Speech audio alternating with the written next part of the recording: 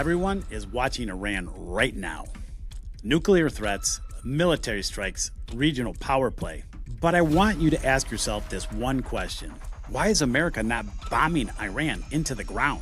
We have the capability, we've done it before, we have the weapons, the intelligence, and the justification, but we are not doing it. If you can answer that question, you will understand why your mortgage rate is about to change in a way you could never expect. That's right. Most people think geopolitics and finance, they're separate things.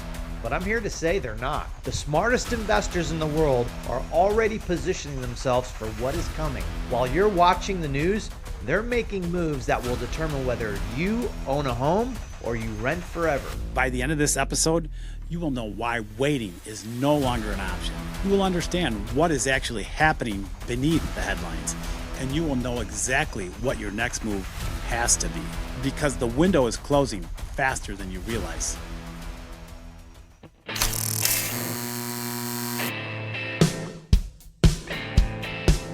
So Anthony, when we look what is happening in Iran right now, the mainstream narrative is straightforward. Iran is developing nuclear weapons. That is a threat to regional stability. America and Israel, they're responding to that threat militarily. That is the story that everyone is hearing on every news channel. Nuclear program, military strikes, regional conflict. But we've been digging deeper into this, and we've found something that completely changes how we should be actually looking at what is happening.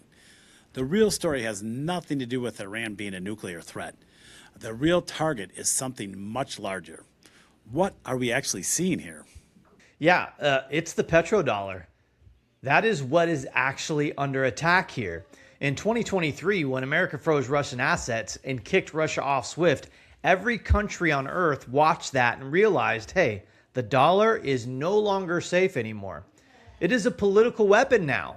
The trust broke in that very moment, and countries, they started moving. China accumulating gold, Poland added 20 tons in February, and Saudi Arabia and the UAE hedging. Nobody switching to yen or euros, but they are all moving into gold because gold cannot be seized. That is the real shift here. Iran is positioned in the middle of it. So we are saying the SWIFT sanctions were the inflection point. That is when the countries realized they needed to diversify away from the dollars. And now Iran controlling the Strait of Hormuz becomes leverage in that repositioning. Iran is demanding tolls in the yen instead of dollars.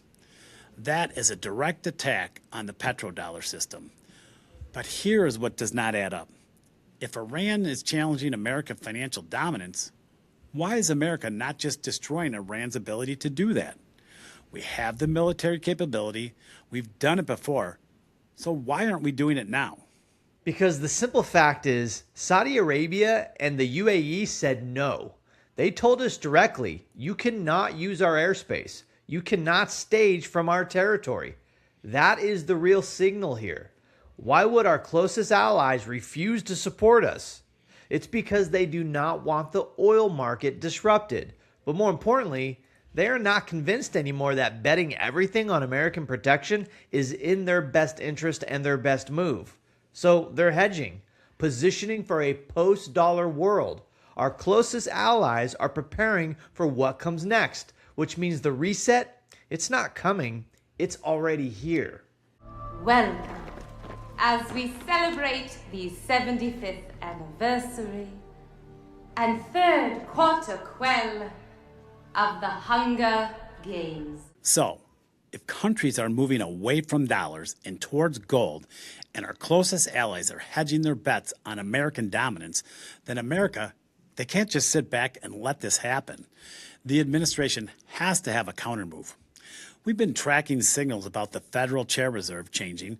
We've been watching Fort Knox, and we are hearing talk about a gold reevaluation. What is actually happening right now behind the scenes? What is the play? Yeah, I mean, Kevin Warsh, he's being nominated as the next Federal Reserve Chair. He is not there to maintain status quo, not by a long shot. He is there to prepare the monetary system for a complete gold standard transition. Warsh wants a disciplined Fed. He wants to shrink the $7 trillion balance sheet. He wants to price stability with an even tighter definition than we already have. That framework, sound money, and disciplined balance sheets, that's exactly what a precondition for a gold backing looks like. You cannot transition to gold if the Fed is still printing trillions in assets. Trump wants the gold standard. Everything about his vision is gold, his hotels, his branding. He would love to be the president who brought back gold backing for the dollar. But Warsh is the technician making it operationally possible. And Fort Knox matters in this. There was reconnaissance. We called for an audit. Trump and Elon Musk, they wanted to verify the gold was actually there. The Treasury confirmed it, and then the conversation went completely cold. That silence is not because nothing is happening. That silence is strategic. It's like a Scrooge McDuck moment.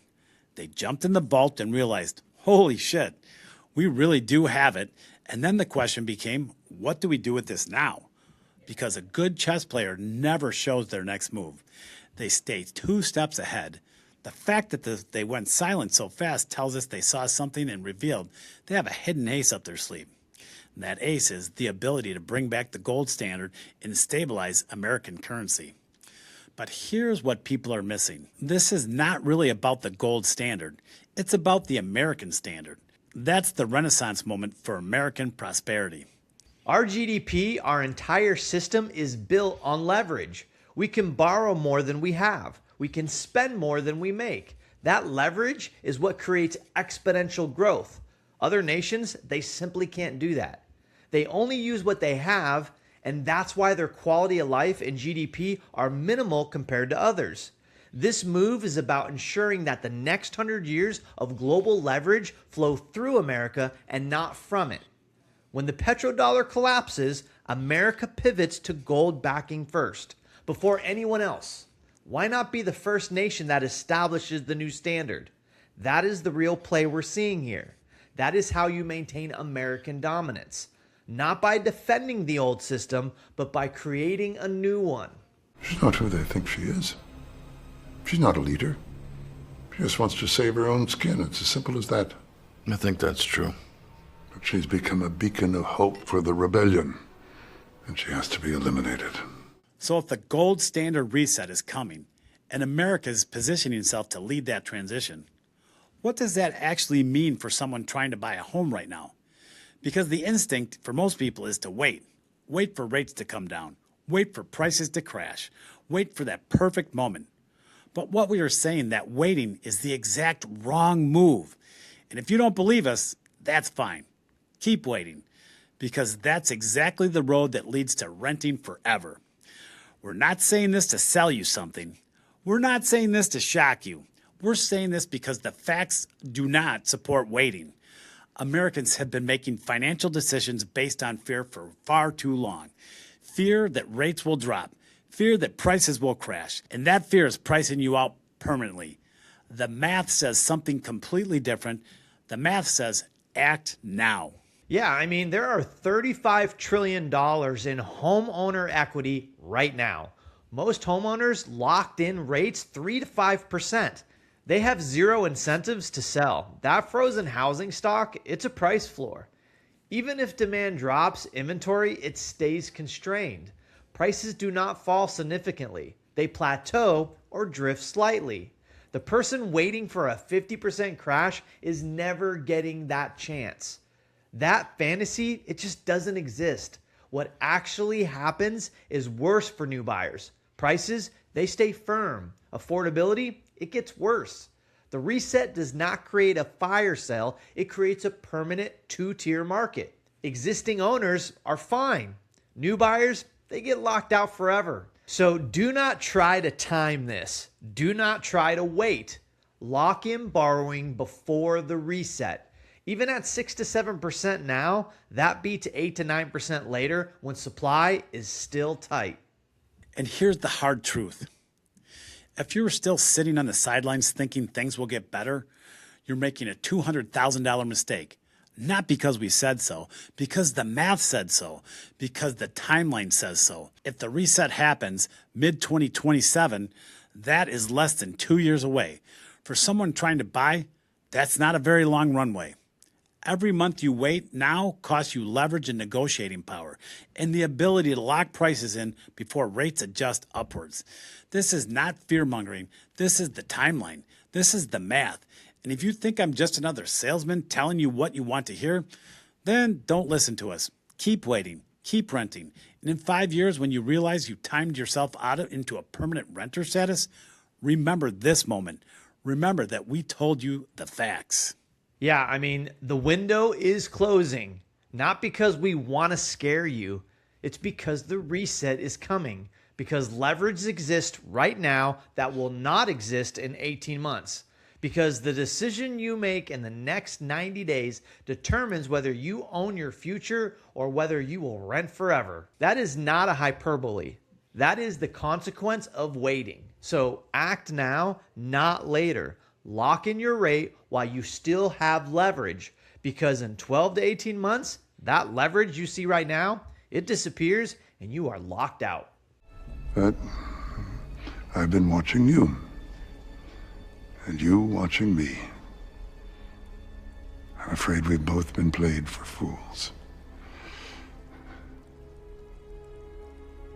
All right, let's pull up the Market 101 dashboard, real-time data as of today. Anthony, where are we sitting right now? Absolutely, Manley. So the 30-year fixed mortgage rate is sitting at about 6.49%. That's up about 7 basis points just from yesterday. And the 10-year Treasury yield, it's up 4.41%. That's also up 6 basis points. So what does that mean for us? Well, it means rates are moving higher and they're not going lower.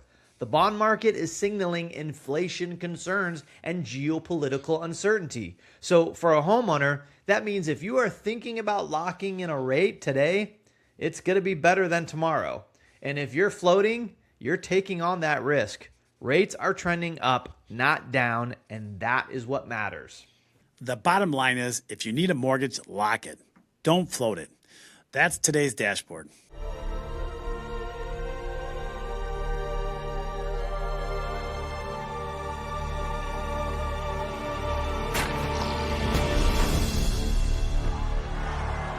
So here's the answer to the question we asked at the beginning. Why is America not bombing Iran into the ground and making a massive parking lot for Texaco? Well, one, because humanitarianly, that is not good. But more importantly, because the leverage has shifted. Because our closest allies are no longer convinced that betting everything on the American dominance is their best move. Because the petrodollar is breaking and a reset is coming. And that reset will determine who owns asset and who rents forever. The buyers who understand this are acting now. The buyers who are waiting are getting priced out permanently. We are Anthony and Manley, and this is the Mortgage 101 podcast. If you are still waiting for rates to drop and prices to crash, you are making a $200,000 mistake.